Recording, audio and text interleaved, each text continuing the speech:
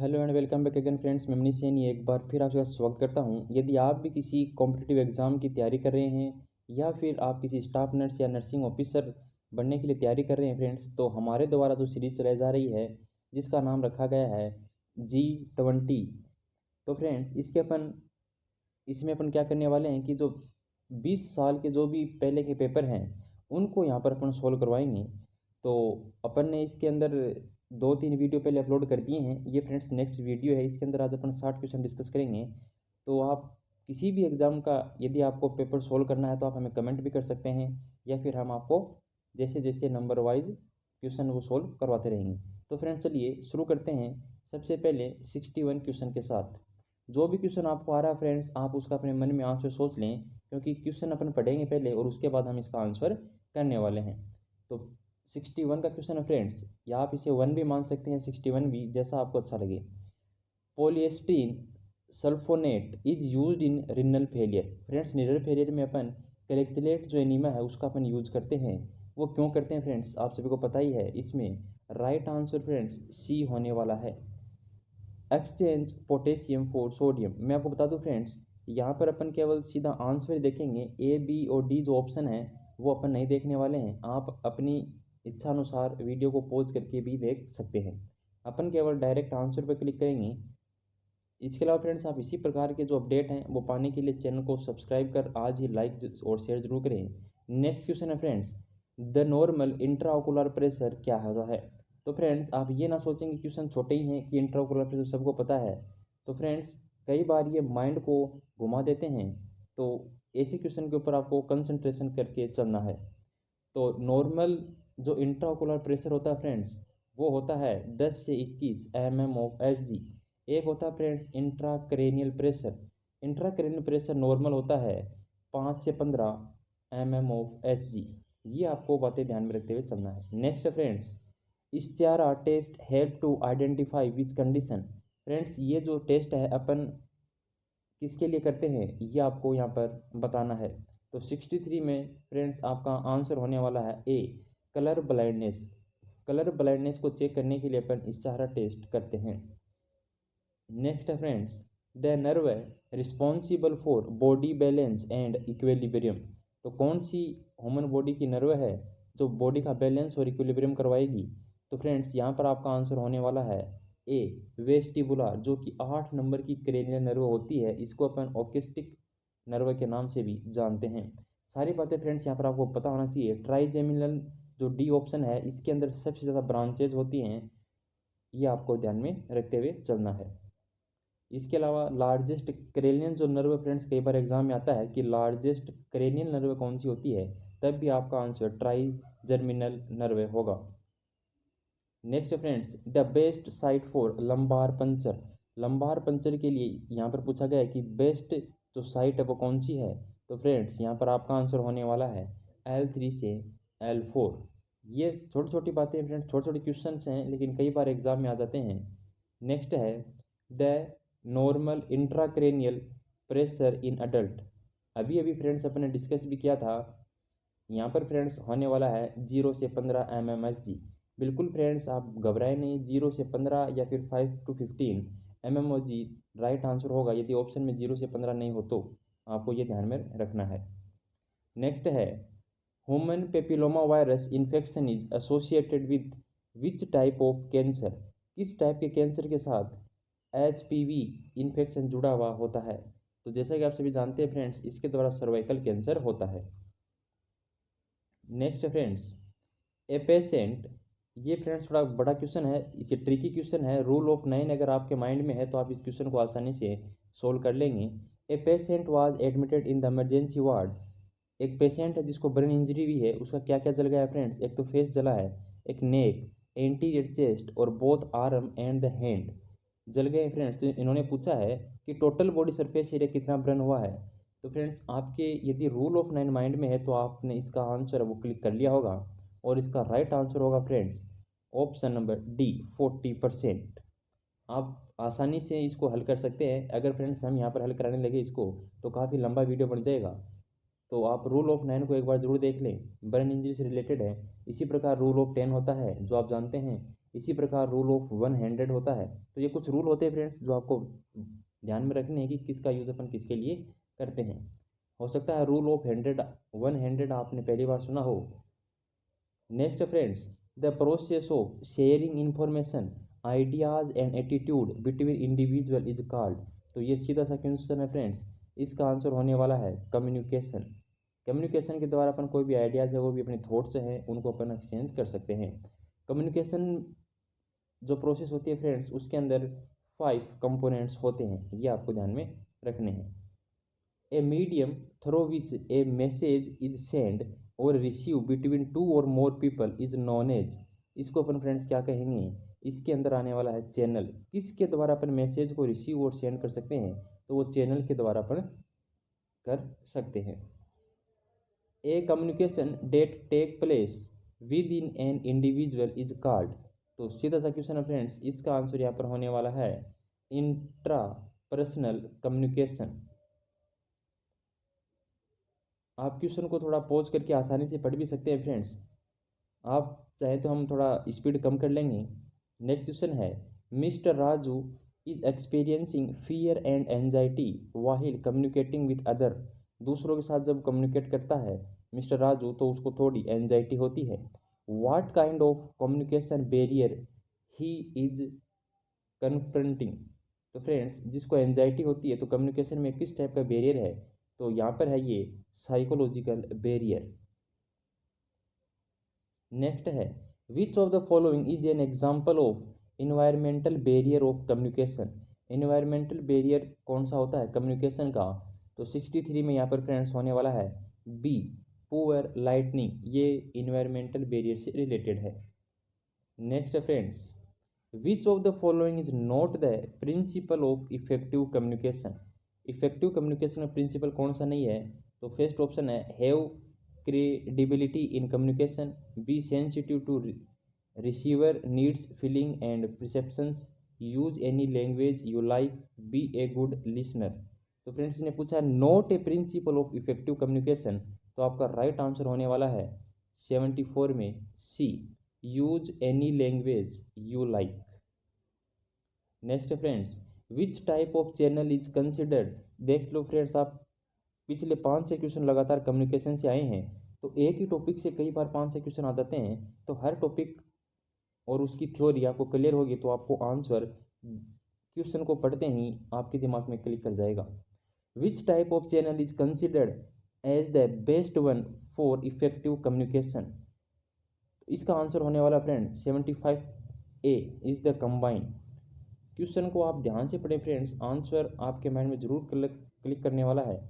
Health education help for desirable change in. तो health जो education है वो हेल्प करती है फॉर डिज़ायरेबल चेंज इन, किसके अंदर चेंज करती है फ्रेंड्स, तो 76 में डी नॉलेज में, आपके एटीट्यूड में और आपकी प्रैक्टिस में। बिल्कुल फ्रेंड्स, आप जितना ज़्यादा प्रैक्टिस करेंगे उतनी ज़्यादा आपके नॉलेज में निखार आएगा। कोई भी कम्पिटिटिव एग्जाम यदि आप फाइट करना चाहते हैं तो एक ही बात याद रखना फ्रेंड्स, अभ्यास और अभ्यास। आप एक बुक को 50 बार पढ़िए, 30 बार पढ़िए, लेकिन ये नहीं कि 10 बुक को आपने एक एक बार पढ़ा है, वो काम नहीं करने वाली है। एक ही बुक को आप 10 बार पढ़िए, चाहे कोई भी बुक एक सेलेक्ट कर लें आप। Action taken by a person to maintain attend और regain good health and prevent illness is called. इसको अपन क्या कहते हैं फ्रेंड्स, तो ये छोटी सी टर्म है, इसका नाम आप सभी को पता भी है। यहाँ पर आएगा friends C health behaviour. Next friends, a method of health education where people learn by exchanging their views and experience is known as. इसको अपन कहते हैं friends group discussion. 79, when planning health education to a community the most important step क्या होती है friends, जब अपन किसी community की हेल्थ एजुकेशन बना रहे हैं, प्लान बना रहे हैं, तो उसके अंदर जो मोस्ट इंपॉर्टेंट जो पार्ट है वो क्या होता है, तो इसका भी फ्रेंड्स आप सभी को पता है।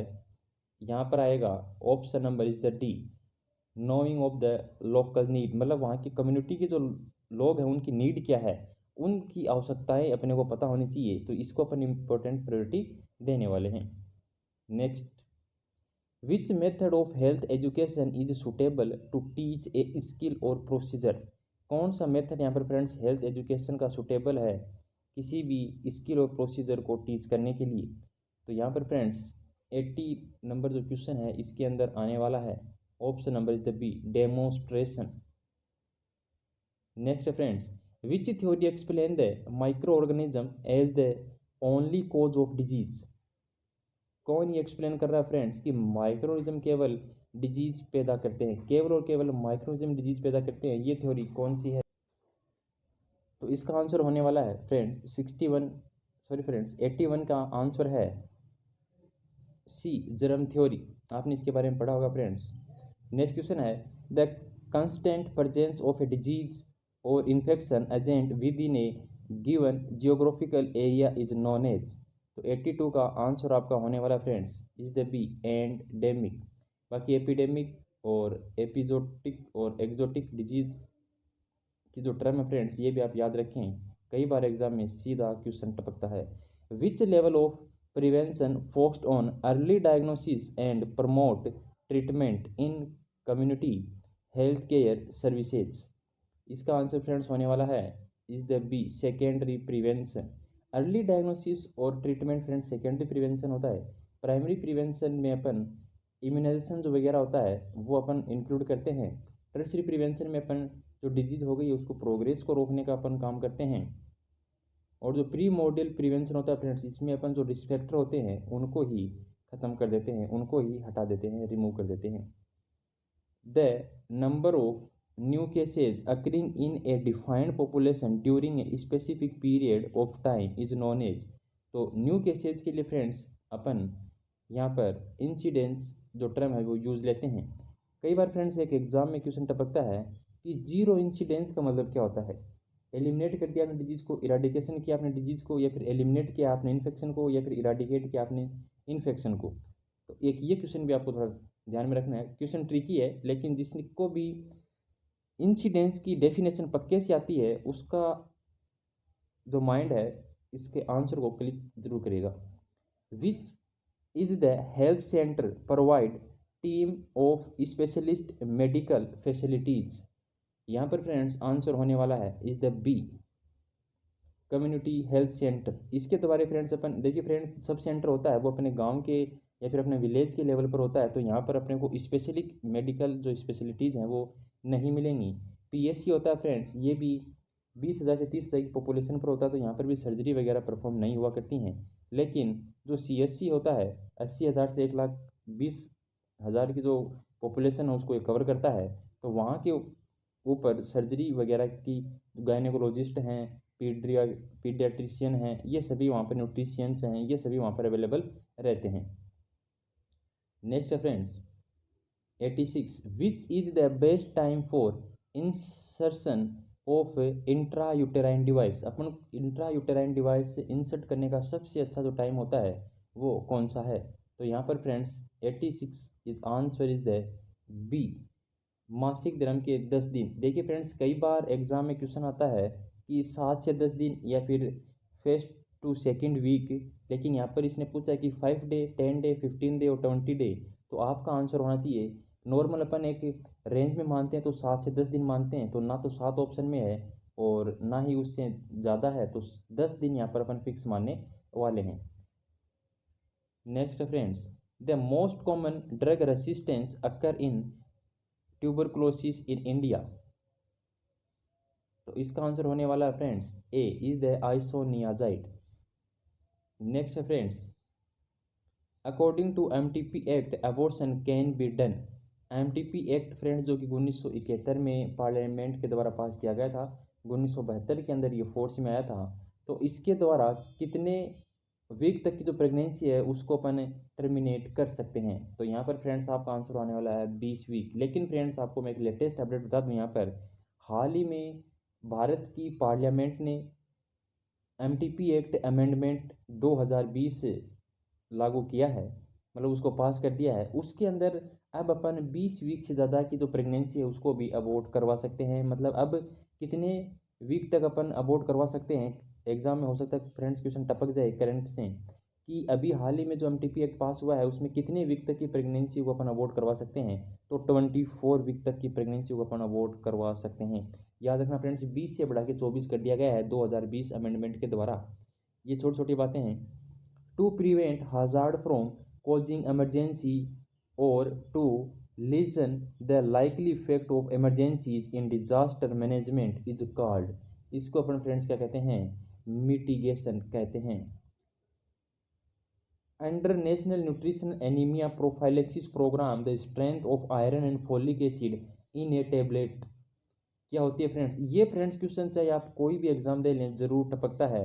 ये एक तो अपना जो ओबीजी पोर्शन है उससे भी, प्रेग्नेंट लेडी हैं उनसे रिलेटेड है, जो एनीमिया से सफ़र कर रही हैं उनसे रिलेटेड। तो ये क्वेश्चन फ्रेंड्स घुमा घुमा के हर बार कैसे न कैसे नए तरीके से पूछा जाता है। इसके अंदर आपको एक तो अमाउंट पूछते हैं या फिर ये पूछते हैं कि प्रेगनेंसी के दौरान कितनी टेबलेट कितने दिन के लिए देते हैं, तो कोई भी क्वेश्चन यहाँ से टपक सकता है। तो यहाँ पर फ्रेंड्स 19 नंबर जो क्वेश्चन है इसका आंसर होने वाला है B. 100 mg of element iron अपन देते हैं और 0.5 mg अपन फोलिक एसिड देते हैं।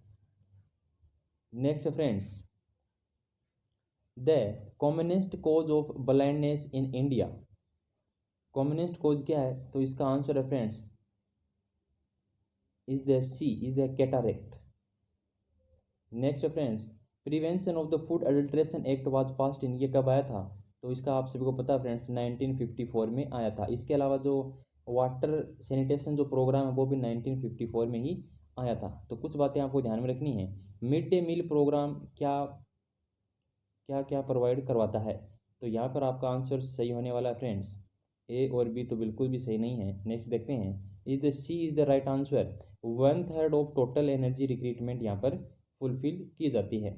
और प्रोटीन कितनी की जाती है फ्रेंड्स वो आपको पता भी होगा। Megaloblastic anaemia is caused by deficiency of, तो मेगालोब्लास्टिक जो एनीमिया है वो विटामिन B12 की कमी से होता है। Next friends, pellagra is caused by the deficiency of the, तो प्लेग्रा है वो विटामिन B3 की कमी से होता है जो कि वाटर सोल्यूबल है, और ये थायमीन के नाम से अपन इसको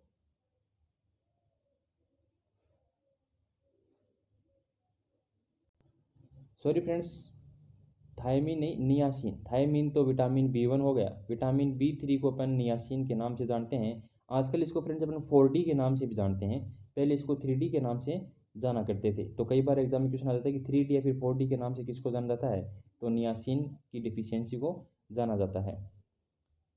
Biot spot in young children deficiency of, किसकी डिफिशियंसी को इंडिकेट करता है, बायोट स्पॉट, तो ये विटामिन A की डिफिशियंसी को इंडिकेट करता है।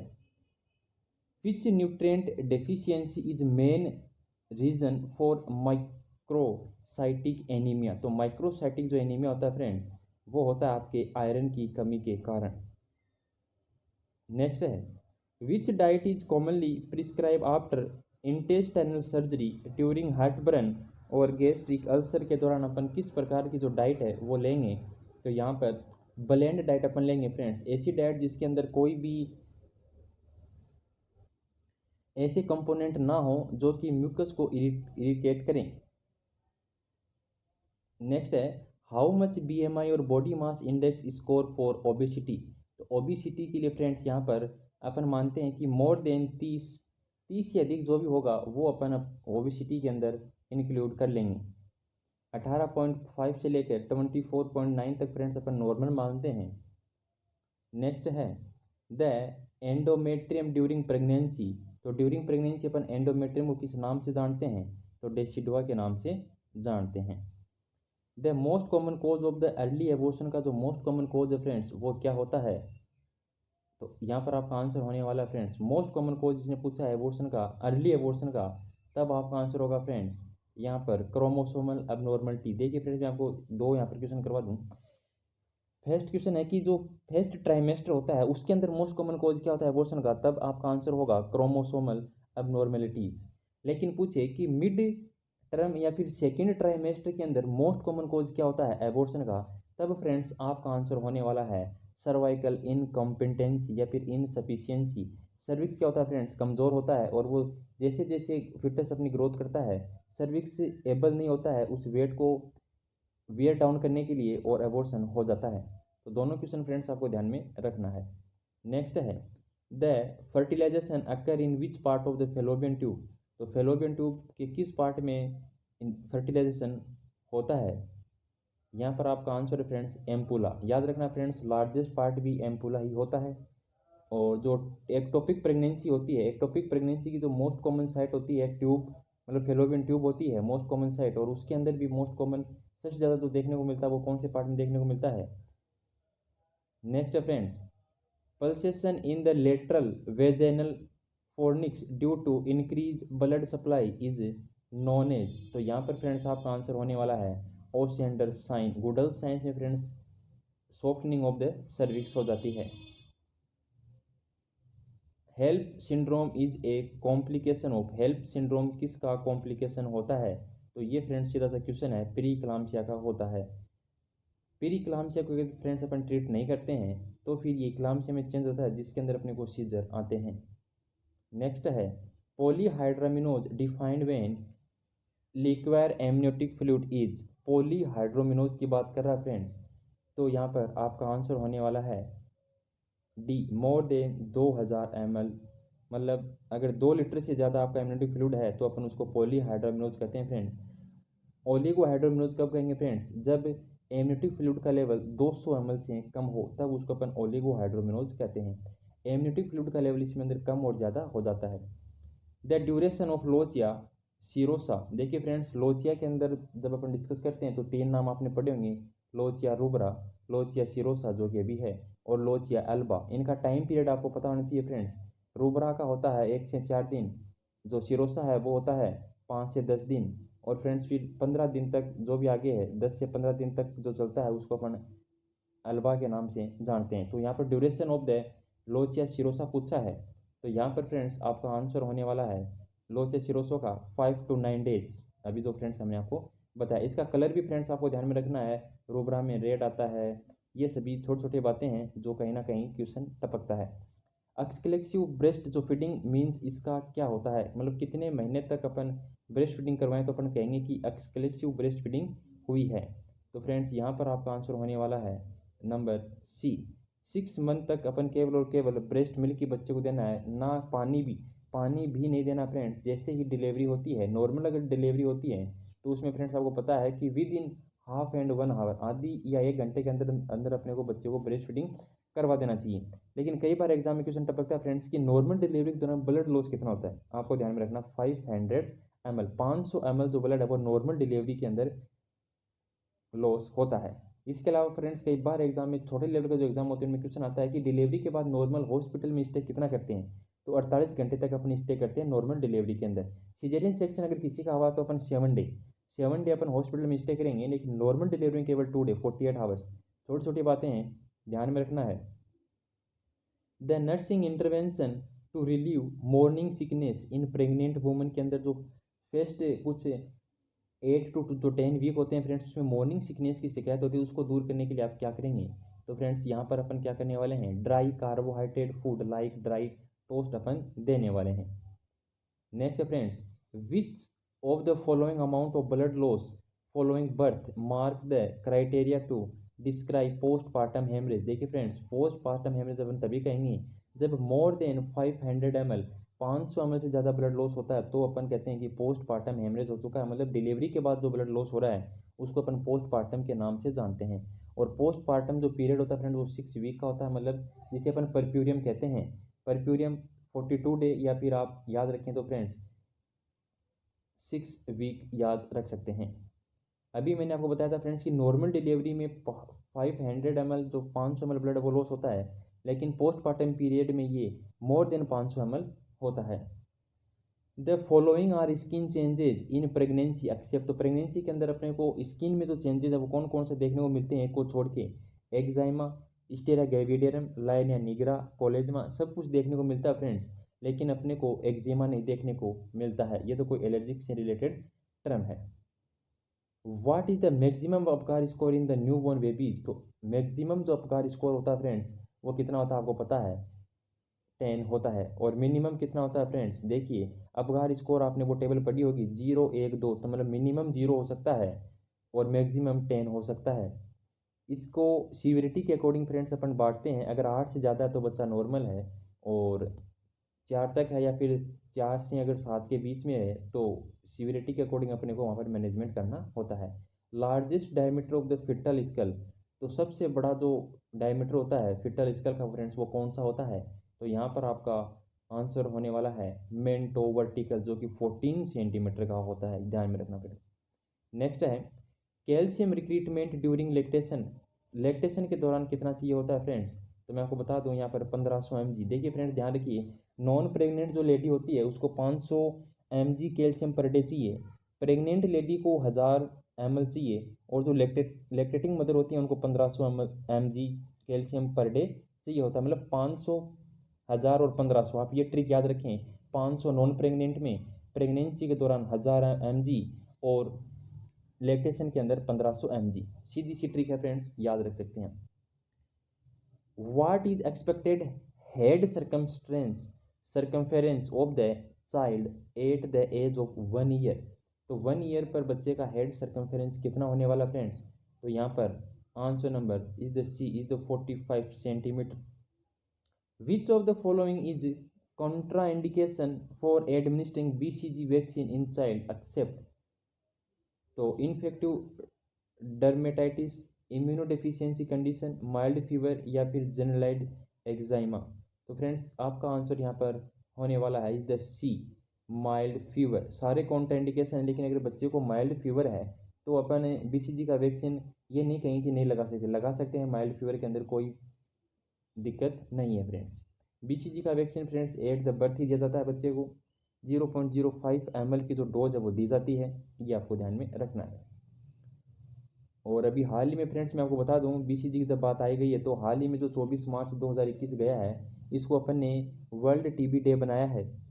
और आपको बता दूं, भारत का कौन सा केंद्र शासित प्रदेश है जिसको TB मुक्त घोषित किया गया है? तो आपको ध्यान में रखना फ्रेंड्स, हाल ही में अभी 24 मार्च 2021 की बात कर रहा हूँ, करंट की। तो लक्षद्वीप है, उसको भारत सरकार ने TB मुक्त घोषित किया है। बहुत बड़ा क्वेश्चन है फ्रेंड्स, कोई भी कंप्यूटर एग्जाम में बिल्कुल टपक सकता है। विच of the following is the psychological development during infancy period, तो यहाँ पर फ्रेंड्स आपका आंसर होने वाला है ट्रस्ट वीएस मिसट्रस्ट। बिल्कुल फ्रेंड्स, इन्फेंसी के दौरान यही डेवलप होता है। पीडीए का क्वेश्चन है ये। नेशनल रूरल हेल्थ मिशन है वो कब आया था फ्रेंड्स? तो ये भी आपको पता है, सीधा सा क्वेश्चन है, अप्रैल 2005 में आया था। At what age the child can start walking without support, तो इसके अंदर भी आपको पता है फ्रेंड्स, 13 से 15 महीने का बच्चा है वो अपने आप चलने लग जाता है। What is the most common cause of the enuresis among the children, तो एन्यूरेसिस का मतलब क्या होता है फ्रेंड्स? और एक होता है एनकोप्रेसिस। एन्यूरेसिस का मतलब होता है नाइट के दौरान यूरिन पास आउट करना, जबकि एनकोप्रेसिस का मतलब होता है स्टूल पास आउट करना। तो फ्रेंड्स इसके अंदर पूछा कि मोस्ट कॉमन कॉज क्या है एन्यूरेसिस का बच्चे के अंदर, तो यहाँ पर आपका आंसर होने वाला है साइकोलॉजिकल डिस्ट्रेस। नेक्स्ट और लास्ट क्वेश्चन है फ्रेंड्स आज का। तो फ्रेंड्स आई होप आपको वीडियो ज़रूर पसंद आया होगा। आप इसी प्रकार के एग्जामिनेशन, जितने भी कॉम्पिटिटिव एग्ज़ाम के पेपर लगते हैं, उनके वीडियोज़ पाने के लिए आप हमारे चैनल को लाइक, सब्सक्राइब और शेयर जरूर करें फ्रेंड्स। और आज ही आप हमारे साथ जुड़ें। नोट से 2020 से रिलेटेड कोई भी न्यूज़ है फ्रेंड्स, आप हमारी प्ले लिस्ट में जाके देख सकते हैं। सारी की सारी आपको न्यूज़ मिल जाएगी, किस केस का क्या स्टेटस चल रहा है, आप कैसे अपने मोबाइल में केस का स्टेटस चेक कर सकते हैं। सारे जो वीडियोज़ हैं वो अपन ने डाल रखे हैं। नेक्स्ट है congenital abnormality urethral opening on the dorsal aspect of the penis. देखिए फ्रेंड्स, डोर्सल और वेंट्रिकल जो साइट होती हैं वो होती है, तो जो डोर्सल जो अपना आस्पेक्ट है पेनिस का, उसके ऊपर यदि ओपनिंग है तो उसको अपन किस नाम से जानते हैं? तो दिखती से बात फ्रेंड एपिसपीडिया के नाम से जानते हैं। और अगर वेंट्रल साइड में है तो ये तो होगी डोर्सल साइड की बात। वेंट्रल साइड की बात मतलब वेंट्रल का मतलब होता है फ्रेंड्स एंटीरियर, और डोर्सल का मतलब होता है पोस्टीरियर। ये बात आपको ध्यान में रखनी, कंफ्यूज ना हो आप। बात कर रहा हूँ मैं वेंट्रल की, तो वेंट्रल साइड में अगर है मतलब एंटीरियर साइड में अगर है मतलब नीचे की साइड में अगर है, तो अपन उसको हाइपोस्पीडियाज के नाम से जानते हैं। और फेमोसिस फ्रेंड्स आपको पता ही है। तो आप फ्रेंड्स इसी प्रकार की वीडियोज़ के लिए आप हमारे साथ जुड़ें। आई होप आज आपको पसंद आया होगा आज का वीडियो। किसी क्वेश्चन में अगर फ्रेंड्स कोई गलती हो गई हो तो आप क्षमा करें, हो सकता है कहीं बोलने में कोई उकचुक हो गई हो, हम वीडियो को अपलोड करने से पहले एक बार ज़रूर देखेंगे और हम आपको कमेंट के द्वारा बता देंगे कि कहाँ बोलने में क्या गलती हुई है। तो धन्यवाद फ्रेंड्स, मिलेंगे नेक्स्ट वीडियो में नए क्वेश्चंस के साथ और नए नॉलेज के साथ। अपने नॉलेज को फ्रेंड्स आप रेगुलर अपग्रेड करते रहिए, क्योंकि नॉलेज एक ऐसी चीज़ है जो इंसान की कदर करवाता है। धन्यवाद।